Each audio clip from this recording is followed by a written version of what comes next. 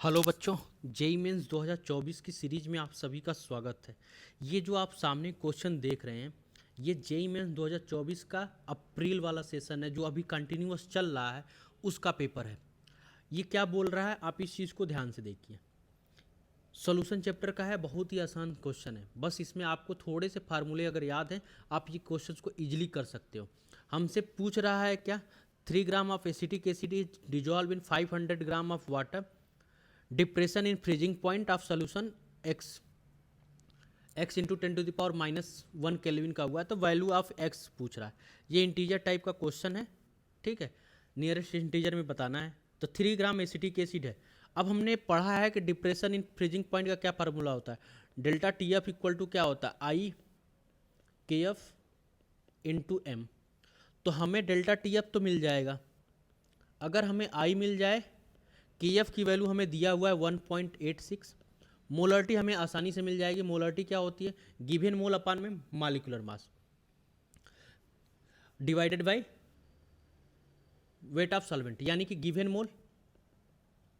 Molarity क्या होती है, मोलरिटी इक्वल टू क्या होता है, मोलरिटी का फार्मूला हम ऊपर लिख दे रहे हैं। मोलरिटी इक्वल टू गिवन मोल अपान में mass of solvent, mass of solvent in KG. अब ये लिख ले, या फिर अगर ग्राम में करना है तो मास ऑफ सॉल्वेंट इन ग्राम, ठीक है, मास ऑफ सॉल्वेंट इन ग्राम, और ऊपर 1000 से मल्टीप्लाई कर देंगे। अब देखो यही चीज, गिवन मोल कितना आ जाएगा 3, वेट दिया हुआ है, तो उसके मॉलिक्यूलर में एसिटिक एसिड का फार्मूला क्या होता है, CH3COOH होता है। इसका मॉलिक्यूलर वेट निकालेंगे तो आप 60 हो जाएगा।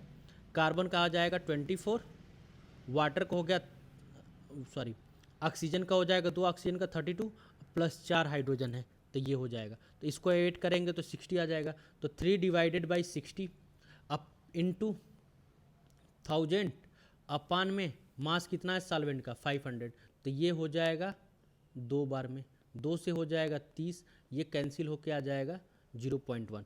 तो delta T F equal to क्या हो गया, आई इंटू 1.86 इंटू 1 अपान में 10 आ गया, ठीक है। अब हमें आई पता चल जाए। अब आई के लिए हमारे पास डाटा दिया हुआ है, क्या दिया हुआ है, के ए की वैल्यू दिया हुआ है इतना, ठीक है। तो हमने पढ़ा है कि अल्फा इक्वल टू क्या होता है, ये हम कब पढ़े हैं, ये हम लोग पढ़े हैं इक्विलिब्रियम वाले चैप्टर में। अल्फा इक्वल टू क्या होता है, के ए अपान में सी। अल्फा की वैल्यू क्या हो जाती है, के ए अपान में सी। तो के ए की वैल्यू हमें दिया हुआ है कितना, 1.8 इंटू 10⁻⁻5। सी कंसंट्रेशन होता है, कंसंट्रेशन निकाल लो, तो कंसंट्रेशन यही आ जाएगा अप्रॉक्सीमेट में कितना, 0.1। क्यों, क्योंकि मोल अपान में, यहाँ पे मास ऑफ सॉल्वेंट की जगह हम क्या लिखेंगे, वॉल्यूम ऑफ सोल्यूशन करते हैं।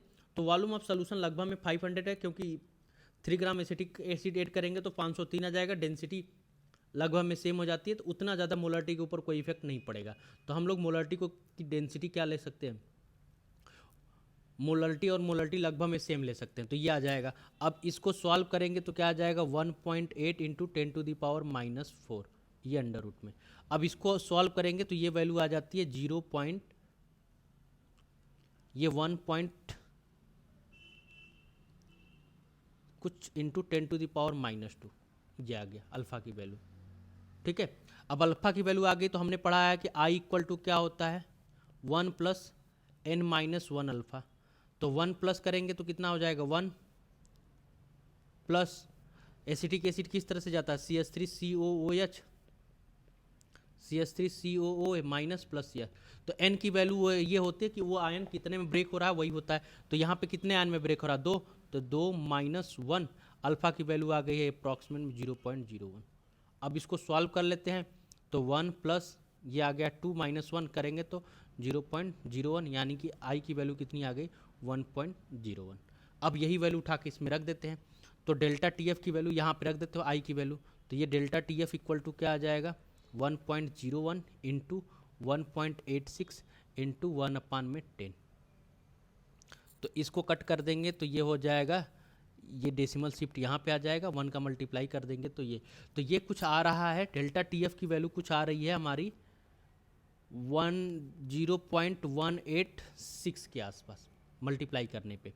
अब इसको इस फॉर्म में लिखेंगे तो क्या हो जाएगा, इस फॉर्म में लिखेंगे तो 1.8 इंटू 10⁻⁻1 केल्विन, और यही किसके बराबर आ रहा है अप्रॉक्सीमेट में 2 के बराबर। तो हमारा इंटीजर में क्या आंसर आ जाएगा 2। ठीक है, तो ये क्वेश्चंस अभी हाल ही में पूछा है अप्रैल वाले शिफ्ट में, अप्रैल शायद सेकेंड से 4 अप्रैल को पूछा हुआ है क्वेश्चन ये। ठीक है, तो ये सॉल्यूशन का है, ये थोड़ा सा कैलकुलेटिव है। हमने अभी पिछले पेपर को देख के एनालिसिस ये कर रहे हैं कि इस बार का जो पेपर है थोड़ा सा टफ है, थोड़ा सा कैलकुलेटिव है। ठीक है, तो आप लोग जब भी पेपर देने जाइएगा थोड़ा आराम से जाइएगा, मतलब मेंटली प्रिपेयर होकर जाइएगा। कैलकुलेटिव रहेगा, थोड़ा टाइम कंज्यूम हो सकता है। ठीक है, धन्यवाद।